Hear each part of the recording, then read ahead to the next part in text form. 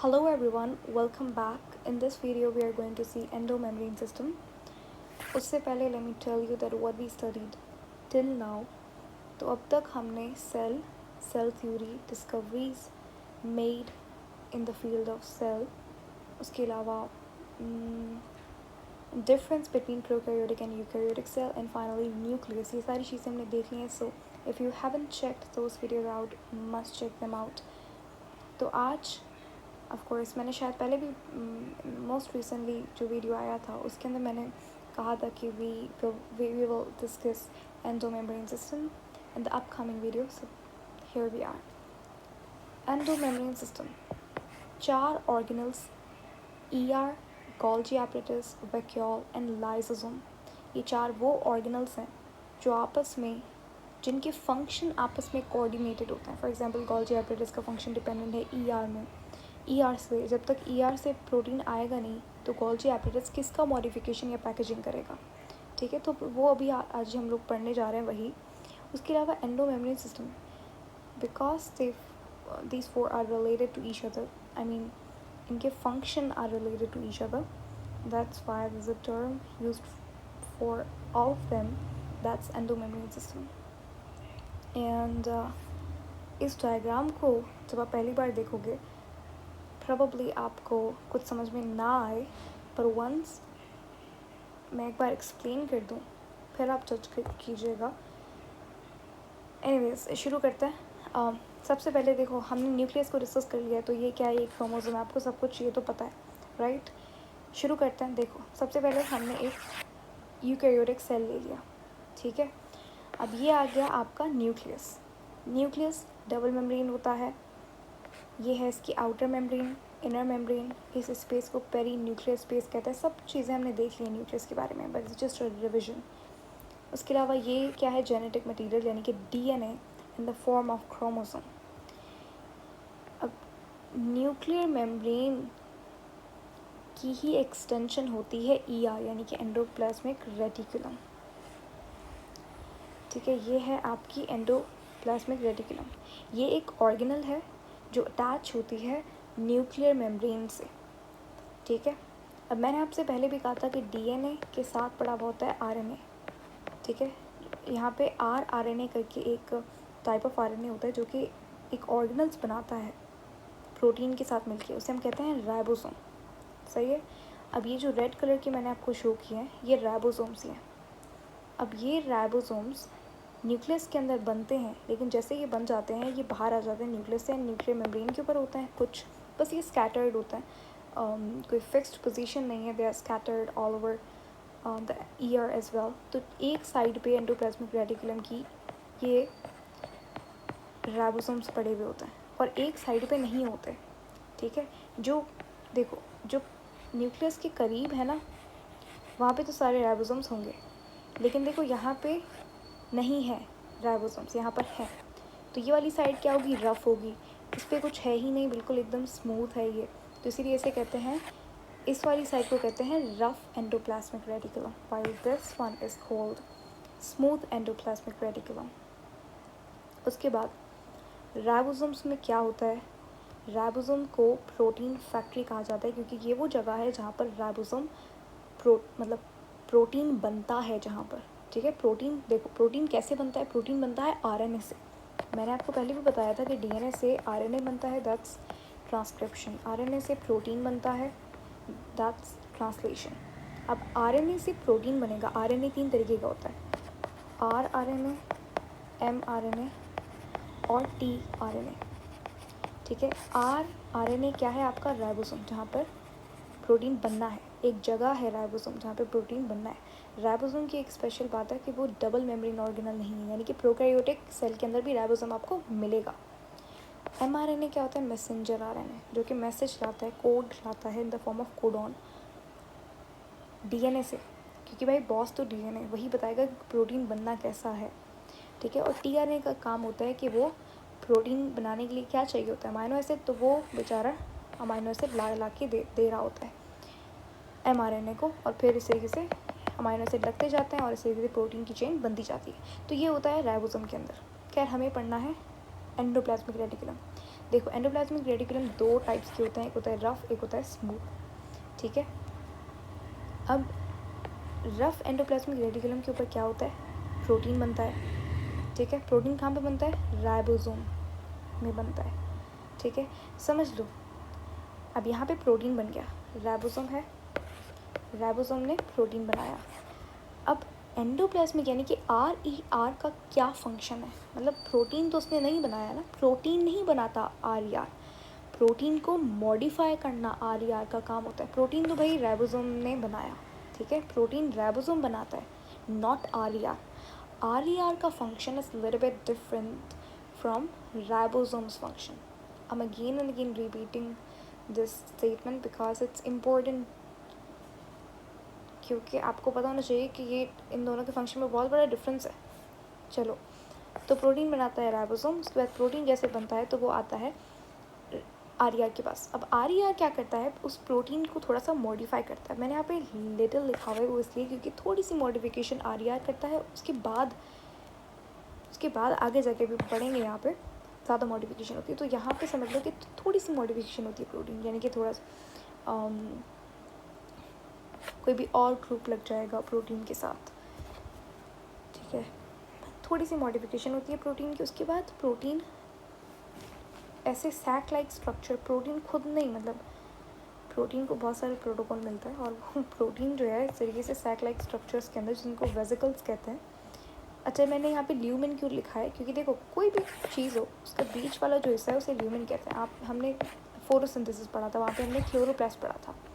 Chloroplast का बीच वाला जो स्पेस था, जो खाली जगह होती है, उसे ल्यूमेन कहते हैं। किसी भी चीज़ की खाली जगह को ल्यूमेन कहते हैं, खासकर इस तरीके से जो 3D एक ऑब्जेक्ट होता है उसकी। अब ल्यूमेन के अंदर हमने पढ़ा था फोटोलिसिस ऑफ वाटर हो रहा था, खैर वो अलग चीज़ है, लेकिन ल्यूमेन ऐसे ही इस पार्ट को ल्यूमेन कहेंगे, खाली जगह।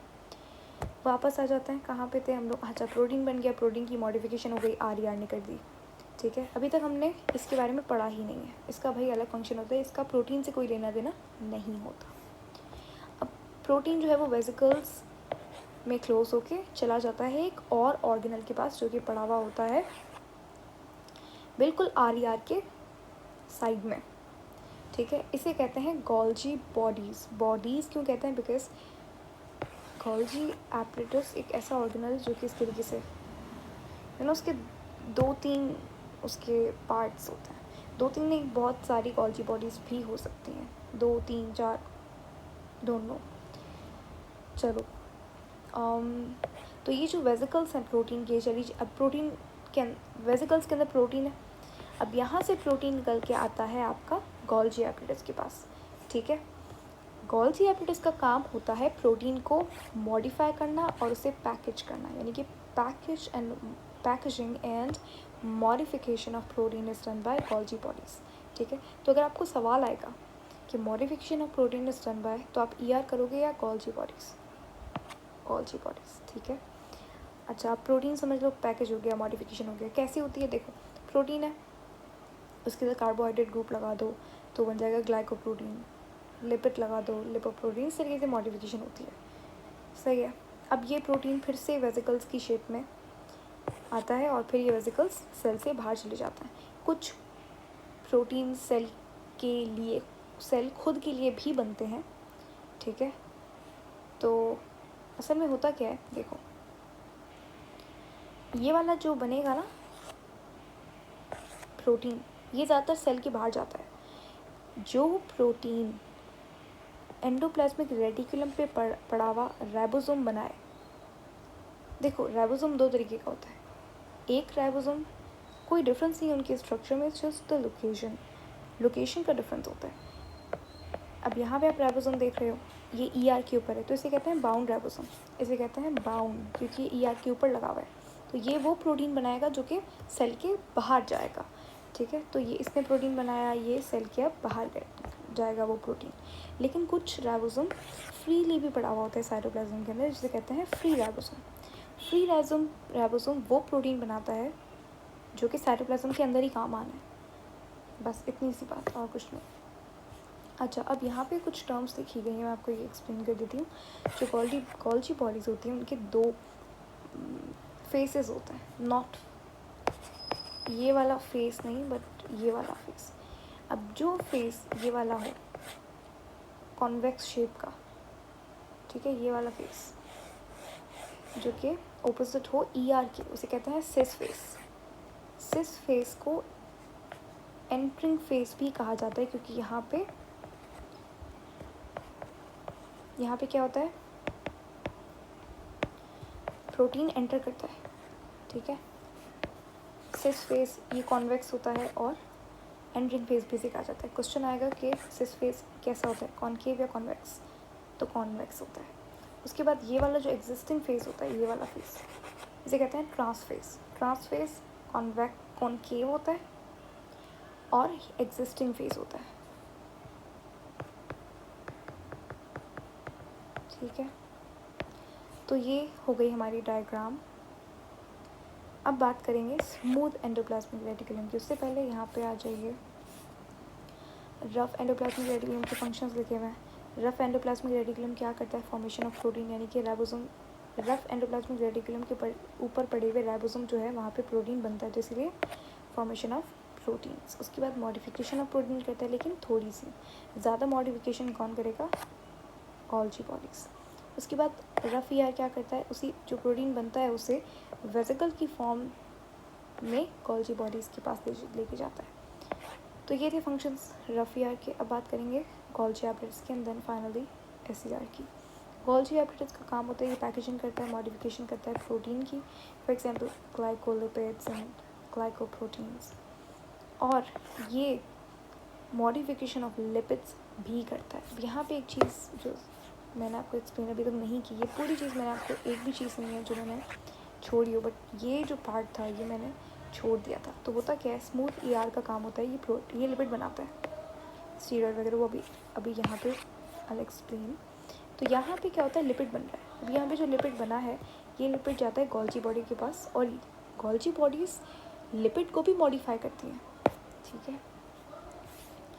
तो क्वेश्चन हो सकता है कि गोल्जी एपरेटस जो है, मतलब कौन सा ऑर्गेनल ग्लाइकोलिपिड और ग्लाइकोप्रोटीन बनाता है, तो डेफिनेटली गोल्जी एपरेटस। दूसरी बात, कौन सा ऑर्गेनल मॉडिफिकेशन ऑफ लिपिड और प्रोटीन दोनों करता है, तो ऑफ कोर्स ये करता है। अब आ जाता है स्मूथ ER पे। देखो ये स्मूथ है, ठीक है, यानी कि जब आप किसी चीज़ के ऊपर ऑयल होता है तो वो चीज़ स्मूथ नहीं हो जाती, स्लिपरी नहीं हो जाती, तो उसी चीज़ से याद कर लो कि smooth ER will form lipids, ठीक है। स्टीरॉयड क्या होता है, स्टीरॉयड लिपिड की ही एक टाइप होती है। असल में लिपिड्स नहीं होते, इनकी प्रॉपर्टीज़ लिपिड से मिलती जुलती हैं। एक्चुअली एक प्लेलिस्ट है इसी चैनल पे, बायोमॉलिक्यूल्स, तो अगर आपको बायोमॉलिक्यूल्स पढ़ना है, it's a very very detailed playlist. वहाँ पे हर चीज़ बहुत सिंपल करके समझाई हुई है। तो वहाँ पे हमने पढ़ा था ये कि स्टीरॉयड क्या होते हैं, हर चीज़ हमने पढ़ी थी। तो हाँ, स्टीरॉयड क्या होता है, कॉन्जुगेटेड लिपिड्स होता है, ठीक है। लिपिड्स नहीं होते, सिर्फ प्रॉपर्टीज़ लिपिड्स जैसी होती हैं, लिपिड लाइक होता है। खैर, स्मूथ ER क्या करता है, लिपिड फॉर्म करता है, स्पेशली स्टीरॉइड्स, ठीक है। ये स्टीरॉयडल हार्मोन्स फॉर्म करता है। स्टीरॉयडल हार्मोन्स जैसे कि जितने भी सेक्स हार्मोन्स होते हैं वो स्टीरॉयडल हार्मोन्स होते हैं। For example estrogen, progesterone, testosterone, so on and so forth. उसके बाद अच्छा, पहला फंक्शन लिपिड फॉर्म करता है, दूसरा फंक्शन स्टीरॉयडल हार्मोन्स, तीसरा फंक्शन ये ड्रग्स की डिटॉक्सिफिकेशन करता है। डिटॉक्सिफिकेशन यानी कि ड्रग्स के असरात को कम करता है, ठीक है, उन्हें उनके इफ़ेक्ट को रिमूव करता है आपके सेल से। देखो, जब आप कोई दवाई खाते हो, कोई भी ड्रग ले लो, और इवन अल्कोहल की बात कर लो, ठीक है, जब आपकी बॉडी में अल्कोहल गया या फिर कोई भी मेडिसिन की बात कर लो, तो हमेशा वो दवाई जो है वो डाइजेस्ट वगैरह नहीं होती। मतलब एट लास्ट जो दवाई है वो बेसिकली लिवर के अंदर जाती है। फिर अल्कोहल लिवर को ज़्यादा इफ़ेक्ट क्यों करता है, क्योंकि लिवर के सेल्स ही अल्कोहल या फिर दूसरी ड्रग्स को आपकी बॉडी से निकालने में काम आता है, यानी कि वो ज़्यादा वही रिस्पॉन्सिबल होता है। अब होता क्या है कि आप ये बात आपको पता है कि स्मूथ ईआर का काम होता है डिटॉक्सिफिकेशन ऑफ ड्रग।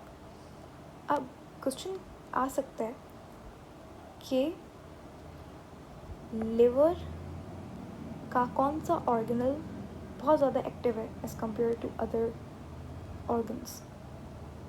वो ऑर्गेनल, अब देखो मुझे नहीं पता आपको सवाल समझ में आएगा, पहले मैं explain and then I ask you. देखो लिवर के अंदर फॉर एग्जांपल कोई भी ड्रग ले लो, अब वो ड्रग को लिवर के सेल्स डिटॉक्सिफाई करते हैं। लिवर सेल्स जब डिटॉक्सिफाई करते हैं तो ऑफकोर्स स्मूथ ईआर, एक सेल में कौन सा, देखो सेल ही तो है, बेसिक यूनिट सेल है, सेल में कौन सा ऑर्गेनल डिटॉक्सिफाई करता है, स्मूथ ईआर।